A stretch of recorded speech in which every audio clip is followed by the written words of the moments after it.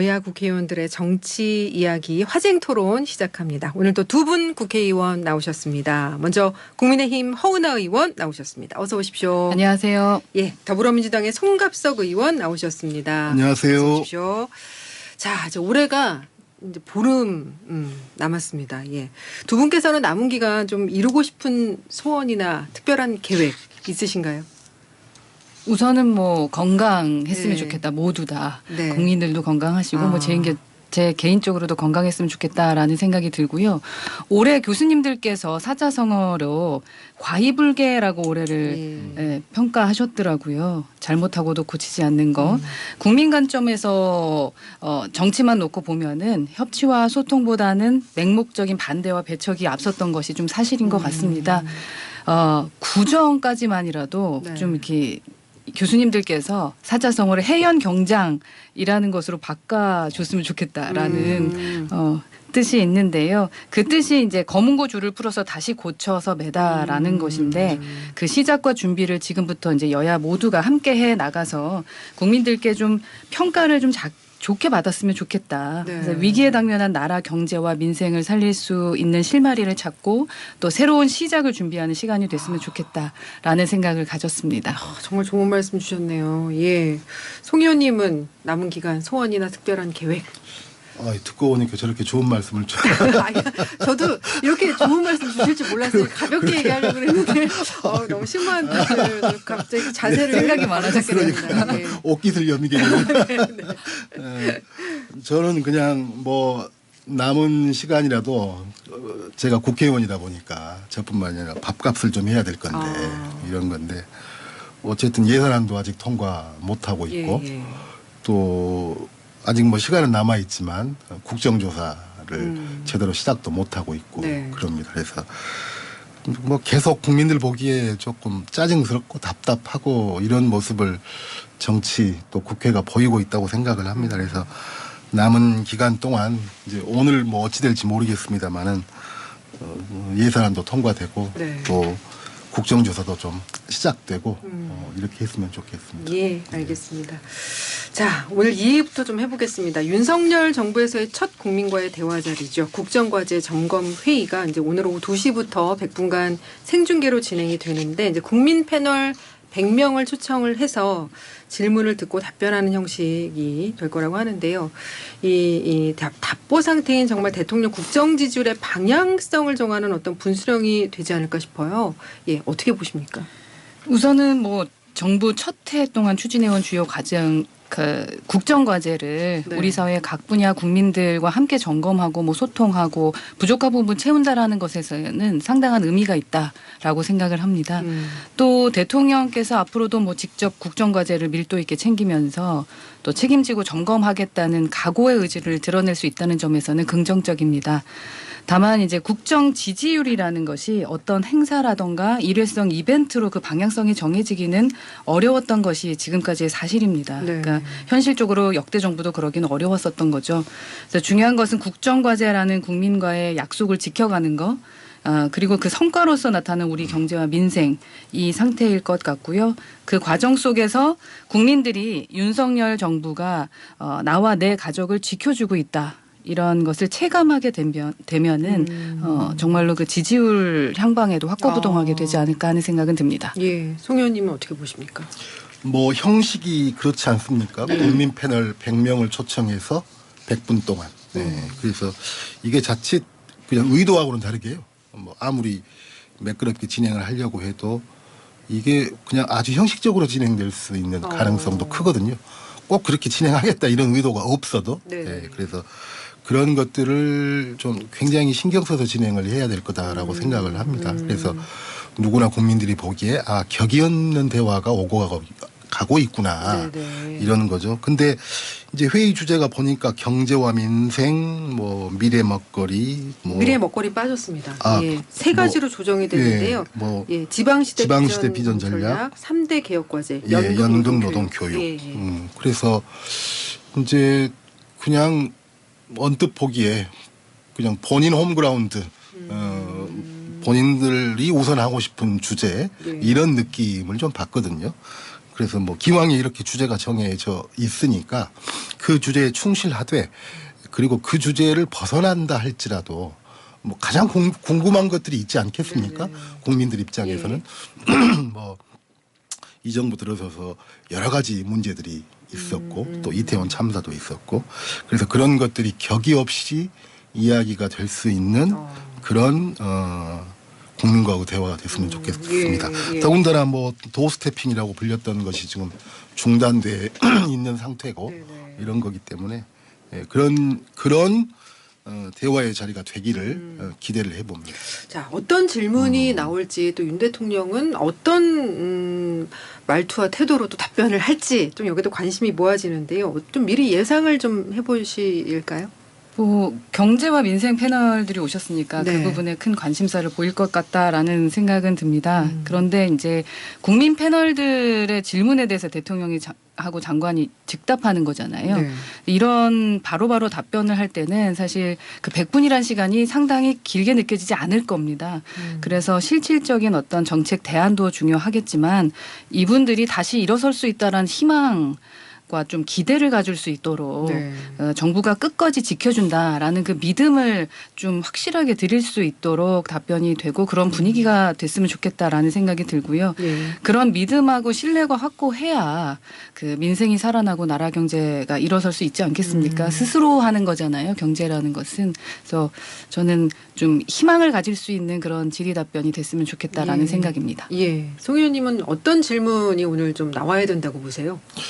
그러니까 모두가 기대하는 꼭 파격적은 아니더라 할지라도 아주 진솔한 질문 아까 제가 말씀을 드렸듯이 뭐 현재 여기 대화의 주제에도 포함되어 있지만 노동 문제랄지 네네. 또 뭐 연금 개혁의 문제, 의료보험 개혁의 문제 이런 거랄지 근데 좀 다소 단정적이고 과도하게 현재 정부가 어떤 것을 정해놓고 가고 있는 모습들이 보이고 있거든요. 예. 그런 점에 있어서 좀 허심탄회한 질문 또 거기에 따르는 또 상세한 대통령의 그 자기가 생각하는 관점 이런 것들이 오갈 수 있는 대화가 됐으면 좋겠는데 어쨌든 100명이 100분을 한다라고 했을 때 네. 사실은 뭐 그렇게 밀도 있는 대화가 되기가 쉽지 않는 그런 그 구조가 아닌가 이런 생각을 합니다. 예. 네. 그 이태원 참사 관련해서 이제 이상민 장관 해임에 대한 질문도 혹시 나오지 않을까 좀 관심이 모아지는데요. 이제 대통령실에서 진상 규명 후에 판단을 하겠다 네, 이렇게 네. 입장 밝혔잖아요. 네. 이런 대통령실 입장은 어떻게 보셨어요? 뭐 시정일관 진상 규명 후에 밝히겠다라고 하는 거죠. 그런데 뭐 계속 이 문제에 대해서는 이야기가 돼 왔었지만 진상 규명 후에 해야 될 일도 있는 것이고 네. 그 전에 사전적으로 또 정치적 책임, 도의적 책임 이런 것들 져야 될 문제도 있는 것이고 그러는 건데 그런 것들이 좀 뭉뚱그려서 다 뒤로 좀 밀어버리는 이런 모습을 보이고 있다고 생각합니다. 그래서 그러면 기왕에 그렇게 됐으면 그 진상 규명이 제대로 될 수 있도록 물론 현재 뭐 거기에 대한 경찰을 중심으로 해서 조사가 들어가지만 이 고위급에 대한 조사는 제대로 들어가지 못하고 있기 때문에 예. 거기에 대한 국민들의 불신도 꽤 있는 것 아닙니까? 그런 거기 때문에 저는 기왕에 여야가 합의하고 정치권이 합의한 국정조사 이것을 최대한 서로가 성실하고 좀 제대로 진행해야 되지 않는가라고 생각합니다. 예. 그 조금 전에 정의당 이정미 대표하고도 얘기를 했습니다만은 이제 이상민 장관에 대해서는 이제 탄핵 소추안 추진을 해야 된다. 이게 민주당도 뭐 이런 얘기가 나오는데요. 이제 이게 실익이 있느냐, 역풍을 맞을 수도 있다. 뭐 이런 지적도 있는 것 같아요. 우선 뭐 민주당이 해임건이든 탄핵소추안이든 무엇을 하든지 간에 국정조사를 하루빨리 여야가 함께 시작하는 것이 국민에 대한 그 도리다라고 생각하고 예. 뭐 이상민 장관 해임이다 탄핵이다 이런 이재명표 예산이다 윤석열표 예산이다 뭐 이런 문제로 사실 여야가 싸우느라고 국정조사 한 발짝도 못 댔습니다. 그래서 원래 여야가 합의했던 대로 예산안을 법정 시한 안에 좀 처리를 했더라면 국정조사 이미 2주 전에 시작이 됐을 텐데 예. 솔직히 이상민 장관이 지금이든 나중이든 그 책임지는 것이 중요한 것이지 언제냐 때문에 그 국정조사를 못하거나 반쪽짜리 국정조사하는 거 그건 정말 그 옳지 않다라고 생각을 하고요. 네. 이제 그런 부분들을 국민들께서 보고 있고 여야 모두가 좀 냉정하게 좀 판단하고 평가해 주실 것 같다라는 생각입니다. 예. 국가가 그 그러니까 국가가 잘못이 없더라도 국가이기 때문에 국민에 대해서 책임져야 하는 것들이 있습니다. 그래서 뭐 그 정치적인 책임이라는 부분에 대해서도 묵과할 수는 없는 부분이다라고 개인적으로 생각합니다. 예. 그 탄핵소추안에 대한 민주당 기류는 지금 어떻습니까, 송 의원님? 기왕에 이제 해임 건의안은 그렇게 해서 처리가 된 거고요. 어떻게 사실상 거부라고 보는 거죠, 민주당에서? 그렇죠. 예. 뭐 해임 건의안을 제출할 때도 그런 것이 예상이 됐었고요. 근데 탄핵소추 관련해서는 어쨌든 지금 국정조사를 앞두고 있기 때문에 민주당으로서는 국정조사를 하고 난 후에 탄핵소추의 문제는 판단할 문제다라고 생각을 합니다. 네네. 저는 뭐 딱 그 당에서 그렇게 정한 건 아니지만 예. 뭐 제 생각도 그렇고 대체로 뭐 그런 생각을 하고 있지 않는가라고 생각합니다. 그러면 예 대통령실하고 민주당하고 그 부분은 좀 맞는 것 같은데요. 진상 규명 후에 판단하겠다. 민주당도 지금 그렇게. 그러니까 시간적으로도 그렇죠. 시간적으로도 지금 바로 이제 오늘 예산안이 어떻게 될지는 모르겠지만 네네. 우선은 바로 허은하 의원님도 말씀을 하셨지만 지금은 이제 저희가 받아놓은 숙제 국정조사를 하는 것이 저희한테는 가장 우선적인 거죠. 그래서 시간적으로도 국정조사를 하면서 탄핵소추하고 이것은 뭐 자연스럽지도 못하고 뭐 별로 국정조사에 도움도 안 될 것 같고요. 예. 네. 그래서 국정조사를 마치고 나서 그때 가서 새롭게 판단해야 될 문제가 아닌가 이렇게 생각을 합니다. 예. 자, 근데 이 와중에 이제 정치권, 특히 여권에서 참사 유가족한테 정말 대못을 박는 망언 실언들이 계속 나오고 있는데요. 이제 국민의힘 권성동, 송원석 의원 또 창원시 의원 발언들 허 의원님은 어떻게 들으셨어요? 우선 여당 의원으로서 그 유가족들과 국민들께 정말 송구스럽고 죄송스럽다라는 마음입니다. 사실 제 딸 아이도 그 헬로윈 참사 때 숨진 많은 청소년들과 또래예요. 그래서 당시에 참사 보도가 났을 때 그 또래 아이들을 둔 엄마, 부모들은 네. 제발 아니길 바라면서 그 얼마나 많은 고통을 겪었을지 생각하면은 정말 면목이 없습니다. 예. 그리고 그 헬로윈 참사에 대한 법적인 책임도 분명히 가려야 하겠지만 헬로윈 참사로 사랑하는 가족을 잃은 유가족들과 그리고 큰 충격과 슬픔을 겪은 국민들께서는 지금 국가의 정치적 책임을 좀 묻고 계신 거거든요. 또 세월호 얘기가 나왔으니까 한 말씀을 드리면은 세월호는 사고가 먼저 있었고 그 다음에 국가 시스템이 어떻게 대처했느냐의 문제였었다면 헬로윈 참사의 경우에는 국가 시스템 그 자체가 그 시간과 그 장소에서 제대로 작동했느냐 그 문제라고 할 수 있다고 생각합니다. 보기에 따라서는 세월호보다 어쩌면 헬로윈 참사가 국가 시스템에 대해서는 더 근본적이고 더 많은 의문을 제기할 수도 있다고 생각을 하거든요. 저는 그 정치의 이유가 거창할 필요는 없다고 생각을 합니다. 부모의 마음 그리고 내 가족을 위하는 마음 그 하나만으로 우리는 정치를 새롭게 나아가게 할 수 있다고 생각을 하거든요. 우리가 사실 그 산업화를 했던 것도 내 아이만큼은 가난에서 벗어날 수 있게 하겠다라는 것이었고 또 민주화를 했던 것도 내 아이만큼은 더 자유롭게 살아갈 수 있도록 하기 위해서 했던 거 아니겠습니까? 네. 그래서 이제 우리 아이들을 위해서 정치가 또 한 번 좀 변화해야 할 때라고 생각을 합니다. 그래서 뭐 여야 모두 다 맹목적인 비판, 비난, 배타 이런 것이 아니라 그 포용적인 그 소통과 화합 으로 함께 한다면 이렇게 마음 아프게 하는 일이 없지 않을까 하는 생각이 들고요. 우리가 정치인으로서 그 책임과 역할을 새롭게 준비해야 해야 될 때라고 생각합니다. 예. 올해를 마무리하면서 자꾸 이렇게 진지해집니다. 네. 좋은 주옥 같은 말씀을 지금 계속 받아 적어야 될 것 같아요. 예, 송 의원님. 예. 저는 참 뭐 이 몇몇 분들이 했던 망언을 이렇게 다시 제 입으로 옮기기도 예, 그래서 저도 좀 그래서 힘든 옮기지 않았습니다. 네, 예, 다 이런 알고 건데요. 계시니까요. 이게 도대체 어떻게 이렇게 가능할까 이런 말들이 우리가 그냥 아주 그 거칠게 어떤 말이든지 쏟아내는 온라인 공간에서나 통용될 법한 그리고 그 온라인 공간에서도 아주 특정한 부류들이나 쏟아낼 법한 말들인데요. 그 우리가 세월호라고 하는 아주 큰 경험을 했지 않습니까? 예. 그러면 그 경험이 우리 사회에서 무엇으로 축적되었느냐 하는 것들인데요. 그것이 그 사회가 갖는 힘인 거고 무엇로 축적시키느냐라고 하는 게 그다음에 또 뭐 지성도 되는 거고 이런 문제인데요. 이게 이분들의 말씀을 들어보면 이분들한테 세월호의 경험은 어떤 경험인 것 같냐면 저것 때문에 우리가 정권을 뺏겼어. 저것 때문에 우리가 일방적으로 어떤 세력으로 몰렸어. 이것이 가장 큰 기억인 것 같습니다. 그래서 정쟁으로 이용하지 말라, 뭐 장사하지 말라라고 하는 건데 이게 이 먼저 가이드라인을 치고 있는 것 같아요. 저건 정쟁이야, 저건 장사하는 거야. 우리 진영은 이렇게 해야 돼. 결국 이분들한테는 세월호라고 하는 그 엄청난 비극이 예. 결국 정치적이고 정쟁적인 걸로 밖에 어떤 교훈으로 오지 않았다라는 생각입니다. 저는. 예. 그러면서 말은 정쟁화 시킨다라고 이야기를 하는 거죠. 그래서 이거 뭐 정말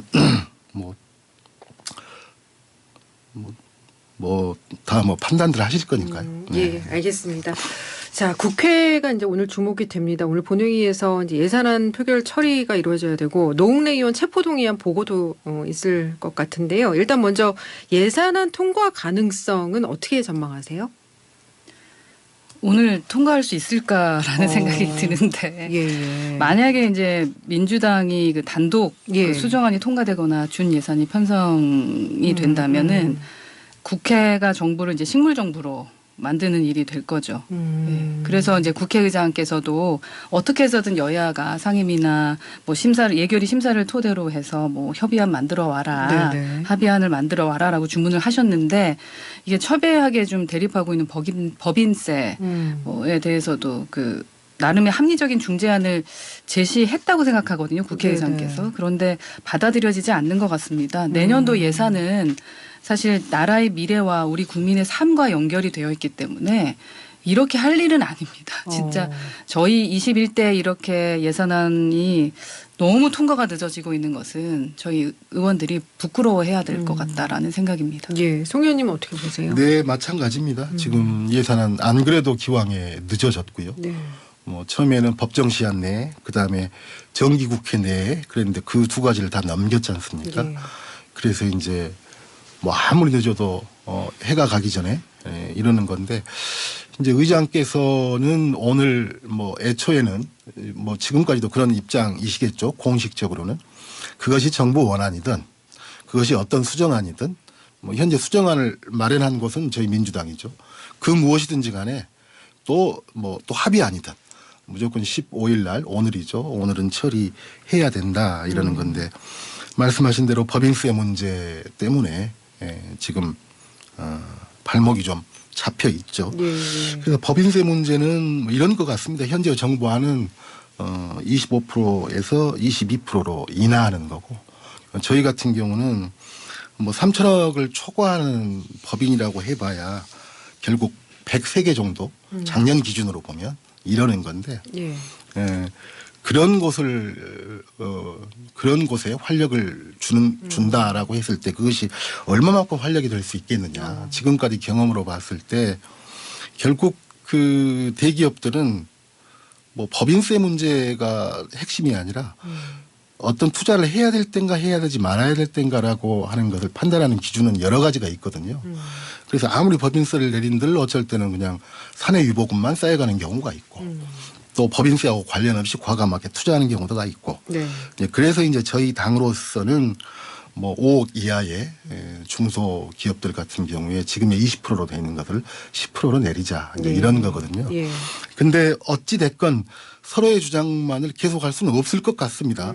어찌 됐건 그래서 이 문제가 이제 핵심적인 문제이기 때문에 오늘 마지막 남은 시간이기 때문에 최대한 양당이 모두가 부담을 갖고 있는 문제이기 때문에요. 오늘 또 뭐 벼랑 끝 협상을 하지 않을까 이렇게 생각을 합니다. 그리고 노웅래 의원 체포 동의안 이 문제는 어떻게 해야 된다고 보세요? 일단 조금 이렇게 과정이 헷갈릴 수가 있어서 과정을 말씀을 드리면 만약에 오늘 열려서 본회의에 보고가 되잖아요. 네. 그럼 24시간 이후. 그렇죠. 네, 그러니까 24시간 이후니까 이제 오늘 목요일이니까 뭐 2시에 열린다고 가정하면 금요일 2시에 뭐 본회의가 열린다면 네. 그때부터 시작해서 72시간. 그러면 이제 월요일 2시가 되겠죠. 그렇죠. 그때까지는 처리를 해야 된다. 그럼 이제 마치 월요일까지 처리가 안 되면 이제 그냥 뭐 처리가 안 되는 걸로 넘어가는 게 아니라 설사 72시간 월요일까지 처리가 안 돼도 그건 그대로 살아 있는 거고요. 네네. 그 다음에 첫 번째로 열리는 본회의 때 이제 처리가 되는 겁니다. 예. 그래서 이제 제 생각으로는 오늘 본회의가 열려서 보고가 된다 할지라도 이거 처리하자고 월요일 날 또 뭐 본회의를 소집하고 이러기는 조금 그럴 것 같고요. 네.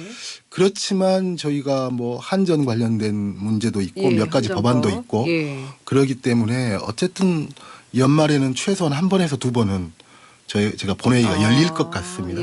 그래서 이제 그게 언제일지 모르겠지만 그래서 이제 그 시점이 노웅래 의원의 체포동의안이 이제 뭐 어찌되건 그런 시점인 것 같고요. 그럼 어떻게 할 것 같냐? 뭐 21대 때 지금 3번 이런 문제가 있었거든요. 저희 당이 2번. 무소속 한 번, 민주당 한 번, 국민의힘 한 번. 그렇죠. 예. 이제 그런 거였는데 그때마다 저희 당은 다 그 자율 투표였습니다. 어떤 당론으로 정해진 건 없었고요. 근데 저희 당으로서는 참 부담스러운 일이겠죠. 당론으로 정해졌느냐 안 정해졌느냐의 문제도 뭐 약간 부담이겠지만 그걸 정했든 안 정했든 간에 그것의 결론이 가결되느냐 부결 3% 넘어가서 이어가시는 게 좋을 것 같습니다. 네, 전영신 아침 저널 2부 광고 들으시고요. 3부에서 화쟁토론 연장전 이어가겠습니다. 화쟁토론 더불어민주당 송갑석 의원 그리고 국민의힘 허은하 의원과 함께하고 있습니다. 자, 2부에서 저희가 체포동의안 얘기 이제 노웅래 의원 체포동의안 이제 오늘 보고가 되고 이제 송 의원님 말씀은 이제 72시간 내에 해야 되지만 그게 안 될 경우에 이제 다음 본회의에서 무조건 표결을 해야 된다. 그래서 올해 안에 본회의가 한 2번 정도 더 열릴 거다 이렇게 말씀하셨어요. 거기에서 이제 방송 광고 나가야 돼서 잘렸는데 더 말씀해 주시죠. 네. 그러니까 저희 당은 뭐 이번 주에 그 문제에 대한 어떤 판단을 내리거나 그럴 것 같지는 않고요. 이제 다음 본회의를 앞두는 어떤 시점에 그 문제에 대한 판단을 내릴 건데 그동안의 과정으로 봐서는 아마 어떤 당론으로 어떤 입장을 정한다기보다는 그냥 의원 개인들의 양심과 판단 여기에 맡길 것 같습니다. 그러는데 이렇게 보면 이제 아무래도 다 정치하는 사람들이니까 이 문제를 정무적인 판단도 물론 있고요. 그다음에 또 어쨌든 본회의 공간에서도 노웅래 의원이 본인에 대한 소명의 기회가 있는 거니까요. 그것이 또 얼마나 설득력이 있느냐라고 하는 것도 의외로 많은 영향을 좀 미칩니다. 그런데 어쨌든 저희 당으로서는 좀 곤혹스러운 면이 아주 솔직히 이야기하면 있습니다. 뭐 부결되면 부결되는 대로 뭐 방탄국회 아니냐라고 하는 뭐 오명을 뒤집어 쓸 수밖에 없는 문제가 있는 거고요. 또 가결되면 가결되는 대로 이게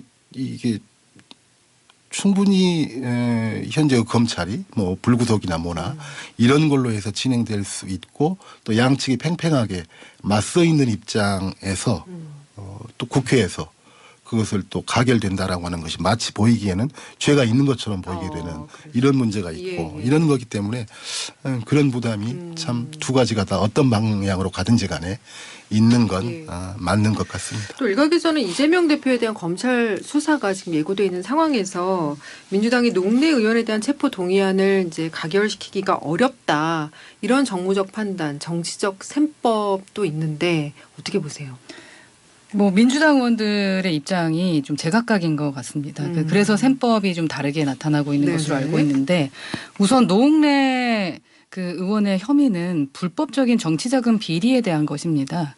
납품 청탁이라던가 개발 인허가와 또 공기업 인사 청탁 등을 들어주고 나서 그 대가로 사업가 박모 씨로부터 6천만 원 받은 혐의이지 않겠습니까? 네. 이게 불법적인 정치자금 혐의를 정치적인 어떤 사건의 프레임 이것으로 포장을 해서 체포동의안을 부결시키는 것은 민주당에게는 아까 의원님도 말씀하셨지만 뭐 국민한테 회초리 엄청나게 맞게 되실 부분이 될 것 같고요. 예. 그래서 아마 당론으로 반대하기에는 정치적 부담이 있을 텐데 일부는 그 이재명 대표 수사와 연결이 될 수 있으니까 부결시켜야 된다라는 입장인 것 같더라고요. 네네. 근데 그럴 경우에는 부패 혐의 의원에 대한 방탄 논란 말씀하셨던 대로 정치적 부담이 아주 크게 될 거고요.